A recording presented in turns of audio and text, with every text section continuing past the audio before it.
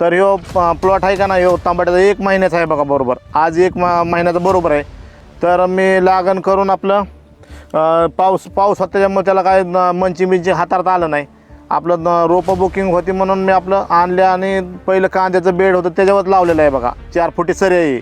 आणि बघा की तुम्ही तरी बी त्याला म्हणजे कॅनोपी बघा तुम्ही, झाडाची खोड बघा, ही बघा फुटवा म्हणजे बघा तुम्ही, सगळं 1 नंबर आहे. सगळं फुलकळीच्या अवस्थेमध्ये आता फुलं निघायला लागलं त्याला. ह्याला फक्त रामा ॲग्रोटेकच वापरलेलं आहे आपण. रामा आहे तर कामाला आहे. मी माझं स्वतःचं ब्रीद वाक्य आहे बघा, राम आहे तर कामाला आहे. रामाशिवाय काय होऊ शकत नाही शेतीमध्ये.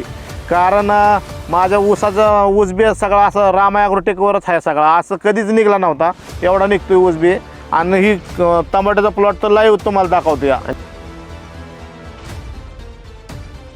माझ्या बी काही मित्रांचे असेच प्लॉट उन्हाळ्यात सकाळ आम्ही आणलेलं आहे. तर त्यासाठी रामा ॲग्रोटेक वापरा आणि शेती टिकवा म्हणजे का, तर रासायनिक टाकून जी शेती खराब होती का ती थांबवा आणि रामा ॲग्रोटेक वापरा आणि आपल्या पिकामध्ये बदल घडवा, शेतीमध्ये बदल घडवा, शेती टिकवा. शेती पुढल्या पिढीकडे द्यायसाठी आपण रामा ॲग्रोटेक वापरा. अजिबात सगळं भुसभुशीत रान राहतंय बघा तुम्ही, माती ही सगळं मोकळं आहे. कारण ही कांद्याचं पीक होतं त्यातमध्ये काही मशागत नाही केली आपण, तरी पण आपलं ही बघा तुम्ही सगळं मऊ आहे सगळं.